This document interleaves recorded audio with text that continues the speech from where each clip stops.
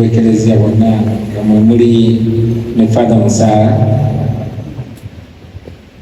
bakulembeze bannange ba MPs be tuli nabo olwaleero, ssebo Katikkiro w'ekika ky'Engo, mukulu Sebina, mukulu Nyanzi n'omukyala, Tuesday class, ba OGs ne ba OBs mwenna, bakkiristu bannange, Omukama mulungi era obudde bwonna.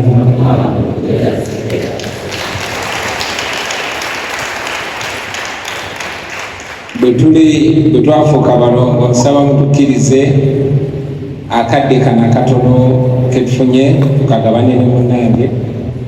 Ate abazungu bagamba ladies first, maama nsaba otusuubaka.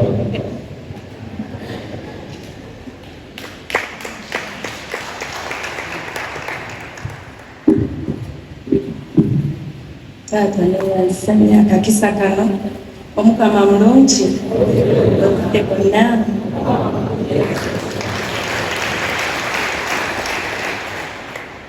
Ba OBs ne ba OGs ba Tuesday class leero munyumidde okusinga ba OG ka white kanoze, mwebale kunyuma.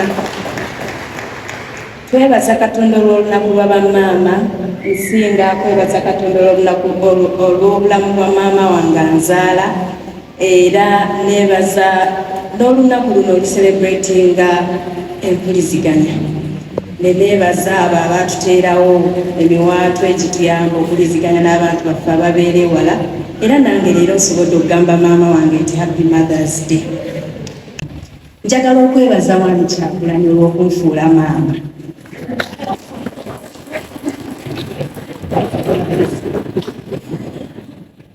Mwami Kyagulanyi, njagala okwebaza okunyiga nga nzadde, okunsiba ekiwato nensobola okuba nga nkyafaanana bwenti nga nazadde.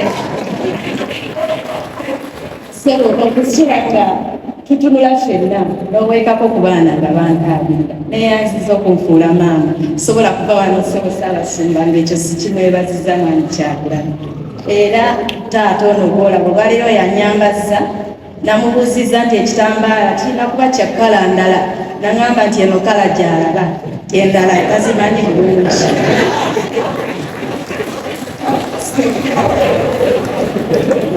Ssebo Ssaabasumba bwenfaanana bwenti kuva ku nviiri, lugoye, ekiteeteeyi n'ekitambaala yabironze. Era Ssebo nsaba kwebaza okunyambaza olwaleero. Njagala nakukulisa abakyala abafuuse bamaama olwaleero nga muzadde abaana nga be baana bammwe abasoose. Happy Mother's Day. Era njagala okwebaza bamaama abaleza abaana be batazadde, ng'abaana abo tebalina babayamba, nga weewa omulimu gwa kuba nakazadde ku kyalo ne mu kitundu mw'ova. Mukama akikubalire akuwe n'emikisa egisinga ku gy'osuubira. Nyabo n'abakyala, nsanyuse nnyo nti gwe n'abakyala waffe. Mbadde wali nagamba Mwami Kyagulanyi nti oyo omukyala nze namuganyulwamu dda nnyo. Emabega eyo twalina gurupu gye bayita Fab Moms ku Facebook, nga Facebook ekyalimu, kale ng'okyasobola okwogerera kuli ne kisigala wali. Omukyala oyo yatubangulanga buli wakutaano nga nzigulawo Facebook yange nsome kyatuwandiikidde. Tuli bamukisa nnyo kubanga gwe n'abakyala waffe. Nkubiriza abazadde mwenna okusinga bamaama eyo yonna gy'olaga, mbadde nsaba abaana ab'obuwala abazadde nga tebeetuuse mu kitundu kyo, mubakwateko, mubabuulirire, mubagabirire kyemusobola, kubanga okuzaala omwana nga naawe oli mwana kintu kizibu nnyo. Olaba ffe tuzaala tukuze ne tukuba enduulu, ate olwo omwana omwo twazadde mwana munne. Mbakubiriza okubafaako. Temwambusa ndabirwamu mu mmotoka zammwe obuwala obwo obw'okukyala obuzadde nga bukyali ne mutayimirira kubuuzaako. Bamaama muzaale n'abo ab'okukyalo, mbeegayiridde. Tulina obuzibu obw'abaana abazaala nga tebeetuuse, naye tusobola okugezaako okubulwanyisa nga buli kinoomu ku ffe alina kyakoze ng'atandikira mu kitundu ky'abeera. Bafumbo bannaffe mwenna olw'olunaku luno olw'ekitiibwa. Twebaza Omukama olwaleero, olw'akabonero, olw'omukwano, olw'olwa famire eno. Nze nno emyaka 13 egiyise lwe nagattibwa ne munnange wano mu Lutikko. Ate gye emyaka 13 twali tubadde ffenna okumala emyaka 10. Twasinkana tuli bato ne tukula ffenna, buli omu n'akula ng'ayigiriza munne. Naye bwe twali tugenda kufumbiriganwa ne tutegeezebwa nti twali tulina okumala ebiseera ebindooza gyali myezi 2, naye nga tulaba mingi. Ne tugamba ono mukazi wange mbadde naye emyaka 10, tulina n'abaana bagenda kunsomesa ki ekipya. Naye olw'okuba abawulize eri Ekereziya, ate nga twali twegomba naffe kwetwalira esakalamento ey'amatirimunyo, twali bamalirivu okuyita mu buli mbeera yonna.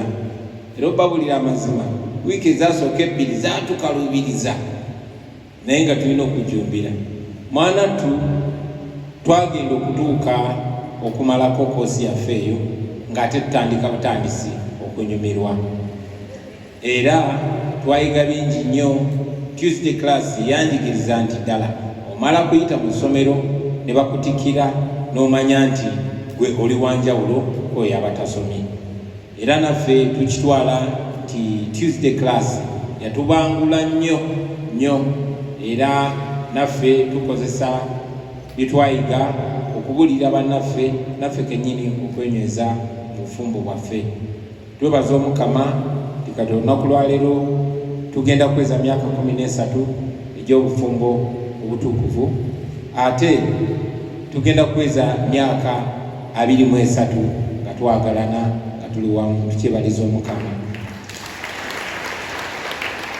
Twagala okuyozayoza mpozi n'okikiriyalinga weewaawo kati tujaguza myaka 3 egya association oba ekibiina ekyabafumbo ekya Tuesday class, naye nga Tuesday class ebaddewo emyaka mingi.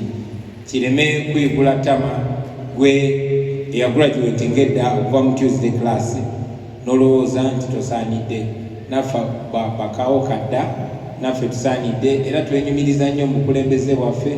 Njagala okuyozayoza bannange, bafumbo bannange, olw'ebirowoozo ebizimba byemuze kugunjaawo.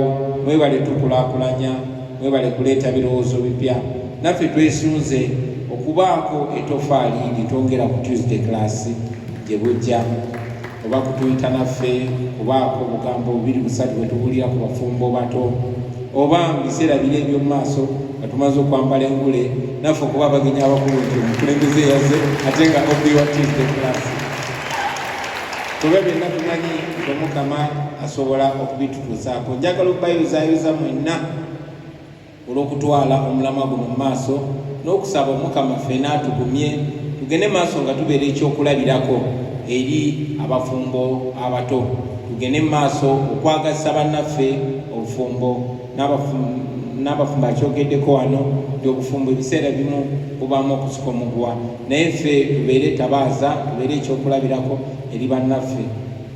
Ekidirira ekisembayo omukadde wange Ssaabasumba, nange omulimu gukola eryo mpola mpola okwagaza bannange obufumbo obutukuvu n'obasendereza mpola mpola. Honorable Zaake oyo namumaliriza, Honorable Nyanzi mukulu wange naye yakamaliriza.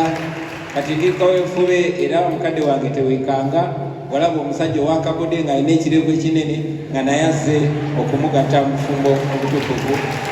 Kaweefube wetuliko mukadde wange ekisemberayo ddala maama, nsaba nange nfune omukisa okwagaliza olunaku lw'abamaama olulungi.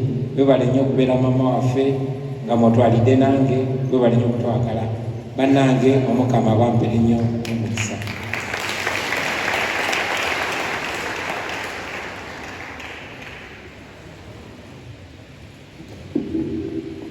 Tweyanza nnyo, tweyanzeege Honorable Robert Kyagulanyi.